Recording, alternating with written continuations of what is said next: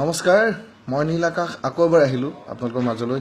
অলপ আগতে আমি এটা প্ৰসংগ লৈ পেলাই লাইভ ভিডিঅ' এটা কৰাৰ চেষ্টা কৰিছিলোঁ, কিন্তু নেটৱৰ্ক নাছিল আমাৰ, ক্ষমা কৰিব তাৰ কাৰণে। আকৌ এবাৰ জনাওঁ যে বিভিন্ন সমস্যাৰ জৰ্জৰিত আমাৰ অসমত বৰ্তমান সময়ত এটা ভাল লগা খবৰো আছে আপোনালোকৰ মাজলৈ জনাবৰ কাৰণে যে আমি অলৰেডি বহুত সমস্যাৰে জৰ্জৰিত হৈ আছোঁ। তাৰ মাজতে এটা ভাল খবৰ যে অসমীয়া বোলছবি জগতলৈ এখন নতুন অসমীয়া বোলছবি আহিছে, যাৰ নাম ৰক্তবীজ। আপোনালোকৰ হয়তো বহুতেই শুনিছে বা ফেচবুকৰ জৰিয়তে বহুতে হয়তো গম পাইছে, অথবা ইতিমধ্যে বহুতে হয়তো উপভোগো কৰিছে চিনেমাখন। কওঁ যে এইখন বোলছবিত ময়ো এটি গীতত কণ্ঠদান কৰিছোঁ, গতিকে মোৰ যিমানবিলাক বন্ধু বান্ধৱ আছে সকলোকে এটা অনুৰোধ জনাব বিচাৰিছোঁ যে আপোনালোকেও এইখন বোলছবি উপভোগ কৰক আৰু আমাৰ অসমীয়া বোলছবি জগতৰ যি এক অতি দুখ লগা অৱস্থা বৰ্তমান মই কওঁ, সেই ছবিখন উপভোগ কৰক আৰু আপোনালোকেও সমভাগী হওক এই ছবি জগতৰ উদ্ধাৰৰ ক্ষেত্ৰত। এখন খুব ভাল লগা আৰু মনোমোহা ছবি হৈছে, মই আজি নিজে চাই আহিছোঁ বোলছবিখন। আৰু বিশেষ নকওঁ, আপোনালোকক অনুৰোধ জনাইছোঁ আপোনালোকেও বোলছবিখন চাওক।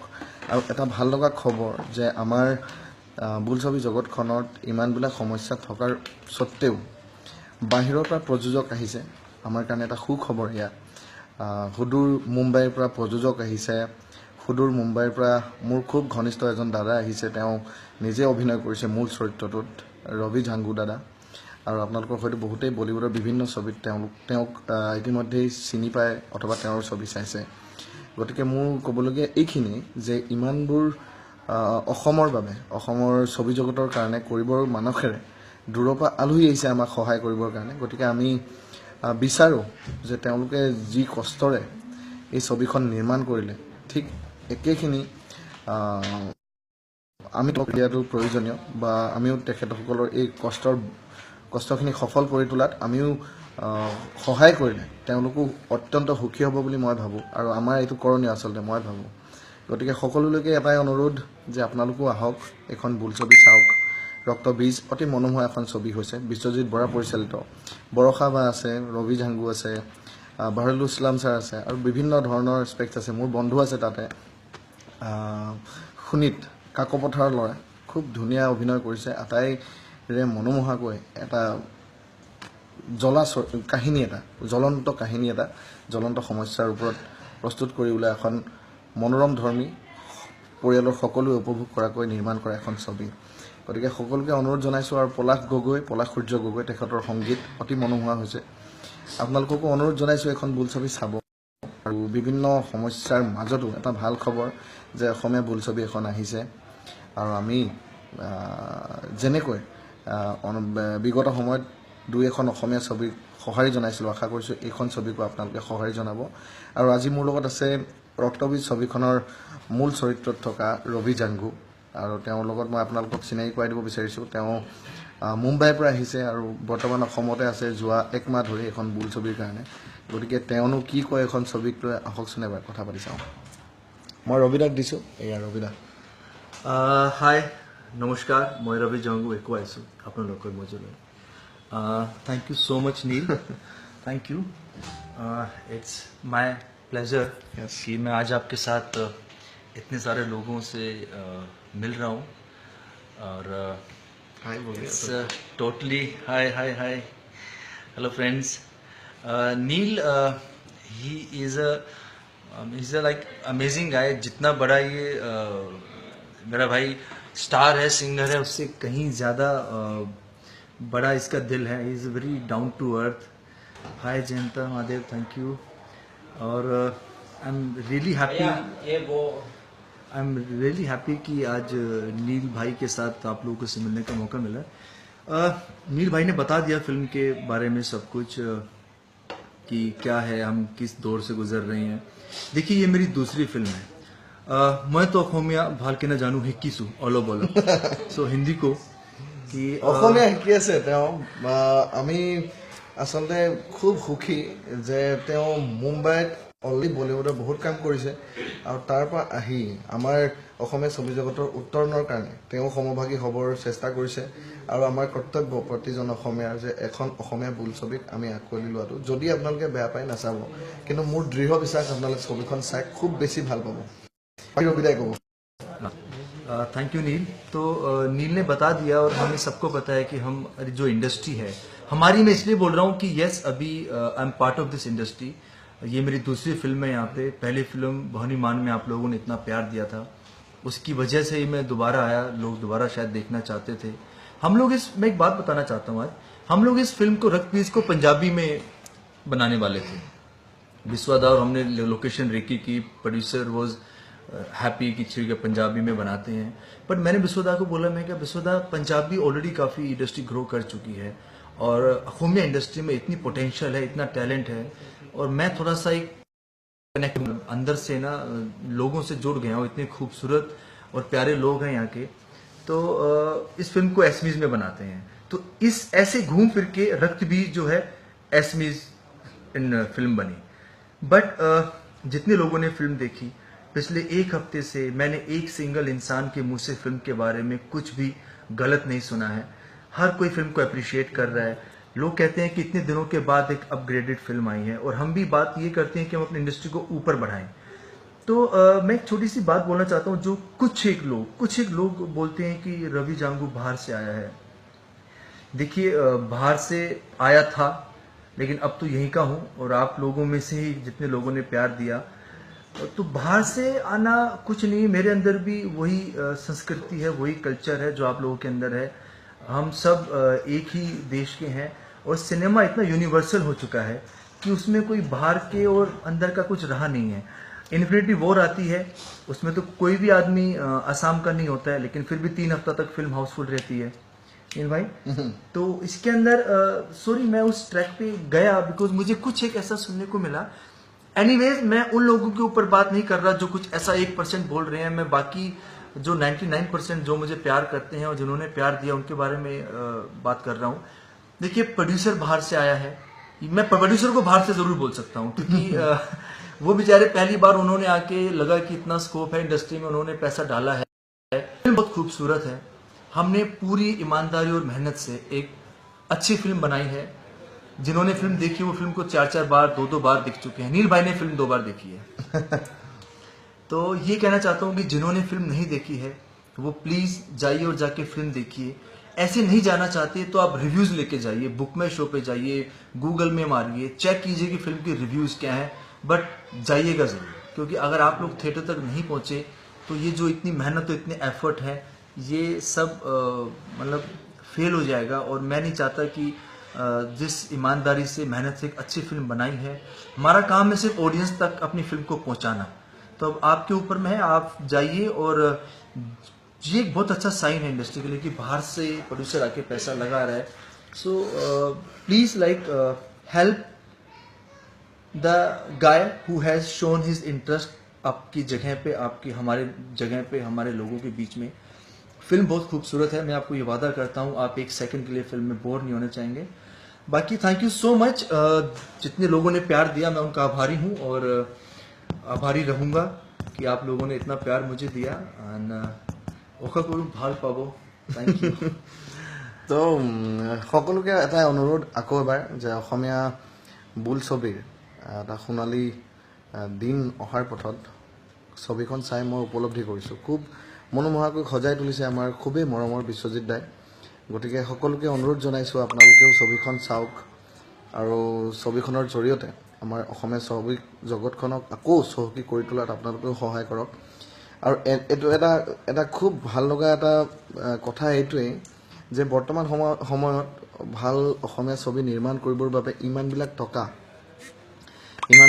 পইচাৰ মানে কোনেও ৰিস্ক ল'ব নিবিচাৰে আচলতে কি হ'ব পইচাবিলাক কি হ'ব নহ'ব ৰিটাৰ্ণ আহিব নে নাই তাৰ কাৰণেই বহুত হয়তো প্ৰডিউচাৰ বা প্ৰযোজকে মুখখন বেকা কৰি পেলাই গুচি যায় অসমীয়া চিনেমাৰ ফালে মুখে নিদিয়ে গতিকে তেনেকুৱা এটা বেয়া সময়ত এজন বাহিৰৰ পৰা এজন লোক আহি এখন অসমীয়া ছবি প্ৰযোজনা কৰাটো মই ভাবোঁ এজন অসমীয়া হিচাপে আমাৰ বাবে খুব এটা ডাঙৰ কথা আৰু এইখন ছবিৰ লগত যিহেতু ময়ো অকণমান হ'লেও জড়িত, গতিকে মই সকলোকে অনুৰোধ জনাইছোঁ, মোৰ যিমানবিলাক বন্ধু আছে ফেচবুকতে হওক অথবা যিমানবিলাক মোৰ শুভাকাংক্ষী আছে সকলোকে অনুৰোধ জনাইছোঁ, আপোনালোকো আহক, বোলছবিখন উপভোগ কৰক আৰু এইখন ছবি যাতে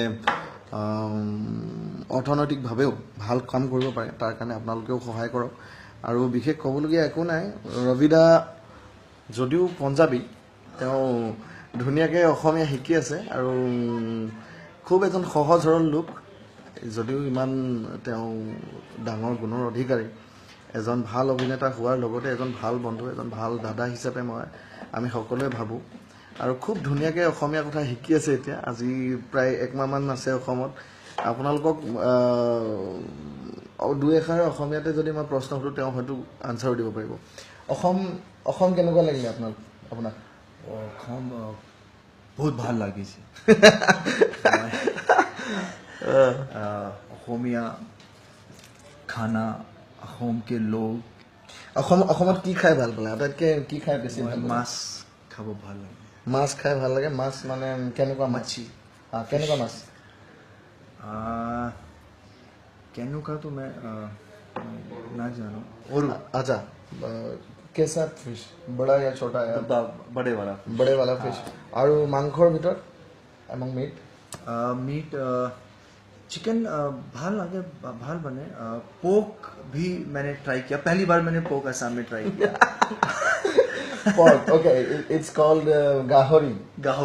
গাহৰি মাংসৰ জুতি লৈছে তেওঁ আৰু খুব মোৰ হাঁহি উঠিছে আচলতে।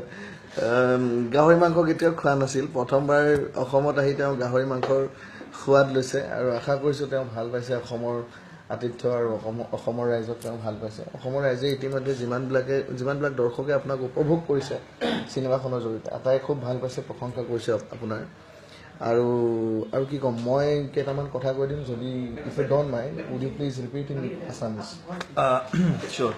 অ'কে, চ' আমি এটা কাম কৰোঁ, মই ৰবিদাৰ যিহেতু অলপ প্ৰব্লেম হৈ যায়, মানে অকণমান অসুবিধা হৈ যায়, তেওঁৰ অসমীয়া কোৱাত পটককৈ ক'ব নোৱাৰে, কিন্তু তথাপিতো মই অসমীয়াত কৈ দিম এটা লাইন বা দুটা শব্দ, আপুনি প্লিজ ৰিপিট কৰি দিব, ঠিক আছে? হ'ব। মই ৰবি জাংগু আপোনালোক সকলোকে নতুন বছৰৰ শুভেচ্ছা। বছৰৰ শুভেচ্ছা मतलब नया साल का शुभकामनाएं। নতুন বছৰৰ শুভেচ্ছা দিছোঁ আৰু অনাগত দিনত আৰু অসমীয়া বোলছবি নিৰ্মাণ কৰিবলৈ সাজু আছোঁ।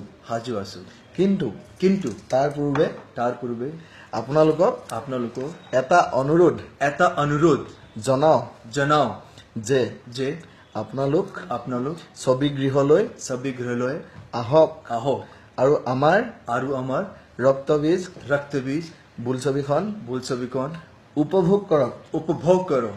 ঠিক আছে, ये लाइन मुझे बड़ी अच्छी समझ में आती है। ठीक है। तो एक बार फिर से मैं एक बात बोलना चाहूँगा कि असम में एक मतलब ये है ना, रिसेंटली कुछ हंगामा हो रहा था, अभी भी चल रहा है असम के लोगों के लिए। ये बहुत बड़ा प्रॉब्लम हो सकता है असम के लिए, इशू हो सकता है, इशू है ऑलरेडी, कि इंडियन गवर्नमेंट में एक बिल जो I would say citizenship amendment bill 2016, according to which कुछ मतलब हिंदू बांग्लादेशीज को यहाँ पे जगह देने की बात चल रही है असम में। So we feel it's a big problem for Assam के लिए बहुत बड़ा ये प्रॉब्लम हो सकता है, क्योंकि असम में ऑलरेडी बहुत विदेशी इलीगल माइग्रेट ऑलरेडी हो चुके हैं। तो मैं आपको अपील करवाना चाहूँगा हमारे तरफ से कि आपको बोलना है अभी इस बिल को आप नहीं सपोर्ट करते। जी देखिए नील, सॉरी टू इंटरप्ट यू, लेकिन मैं पिछले 18-20 दिन से आसाम में हूँ और ये इशू बहुत ही ऊपर हाइट पे है, चरम पे है। और जब मैंने इस बिल के बारे में सुना तो सी मैं I born and brought up from Haryana and किसी भी ऐसा कोई बिल अगर किसी भी जगह पे आता है तो वहाँ के लोकलाइट्स को ऑफ कोर्स प्रॉब्लम होती है जी। और ऐसा शायद नहीं होना चाहिए जी क्योंकि ये आप लोगों की जन्मभूमि जी। कर्म भूमि है, ठीक है। आप लोग हमारे पेरेंट्स, हमारे ग्रैंड पेरेंट्स सबने बड़ी मेहनत करके इसको यहाँ तक सींचा है, यहाँ तक लेके आए हैं। जी बिल्कुल। सो मुझे लगता है कि इस बिल को होल्ड करके दोबारा से कुछ इसके ऊपर विचार करना चाहिए। जो यहाँ के लोकलाइट्स लोग हैं, जो यहाँ रहने वाले हैं, जिस पे इसका असर पड़ने वाला है, उन लोगों की राय ली जानी चाहिए। एक सही डिसीजन जब तक नहीं आ जाता है इसके ऊपर हमें आगे नहीं बढ़ना चाहिए। मैं 100% तहे दिल से, और नील भाई आपने आज ये टॉपिक छेड़ा, but personally also I feel कि ऐसा नहीं होना चाहिए। हमें यहाँ के लोगों का अधिकार है, यहाँ पे एक एक गज, एक एक इंच जमीन पे, मिट्टी पे यहाँ के जो पूर्वज हैं, जो आपके बड़े हैं, उनका अधिकार, उन्होंने मेहनत की है।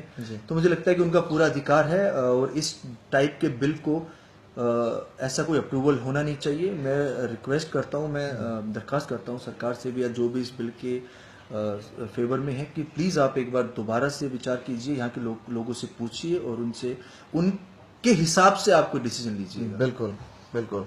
গতিকে বহুত বহুত ধন্যবাদ ৰবিদা। আৰু আপোনালোকে ইতিমধ্যে হয়তো ৰবিদাৰ কথাখিনি বুজিব পাৰিছে, যদিও তেওঁ হিন্দীত কৈছে যে আমাৰ যিখন অসমৰ নাগৰিকত্বৰ যিখন বিধেয়ক, সংশোধনী যিখন বিধেয়ক আমাৰ কেন্দ্ৰীয় চৰকাৰৰ, সেইখন বিলৰ ওপৰতো তেওঁ ইতিমধ্যে নজৰ ৰাখিছে। আৰু তেওঁ এইটো কথাই বিশ্বাস কৰে যে এখন বিল আহিলে বা এখন বিধেয়ক হ'লে আমাৰ কি কি অসুবিধা হ'ব পাৰে বা আমি কি কি প্ৰব্লেমত পৰিব পাৰোঁ। গতিকে তেওঁ যিহেতু ইমানকৈ এক্টিভ আমাৰ জাতিটোক লৈ পেলাই, গতিকে salute to you sir. Thanks a lot for being an Assamese.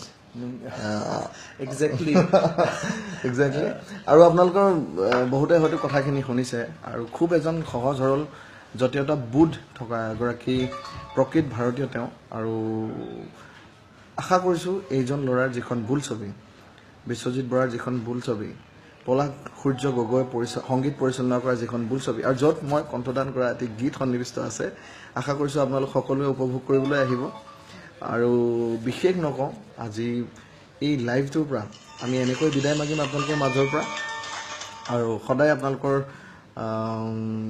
যিবিলাক পৰামৰ্শ সদায় আমাৰ লগত আপোনালোকে শ্বেয়াৰ কৰিব বুলি আমি আশা কৰিছোঁ। আৰু যিবিলাক আমাৰ ভুল ত্ৰুটি ৰৈ গৈছে, বোলছবিখনতো কিছুমান ভুল ত্ৰুটি ৰৈ যাব পাৰে, আপোনালোকে উদঙাই দিব, আপোনালোকে দেখুৱাই দিব। যিবিলাক ভাল পায় সেইবিলাক প্ৰশংসা কৰিব বুলি আশা কৰিছোঁ। আৰু বোলছবিখন আপোনালোকেও চাব বুলি, উপভোগ কৰিব বুলি আমি আশাবাদী। গতিকে সকলোকে সেৱা প্ৰাৰ্থনা জনাই শেষত আজি আপোনালোকৰ মাজৰ পৰা বিদায় মাগিছোঁ।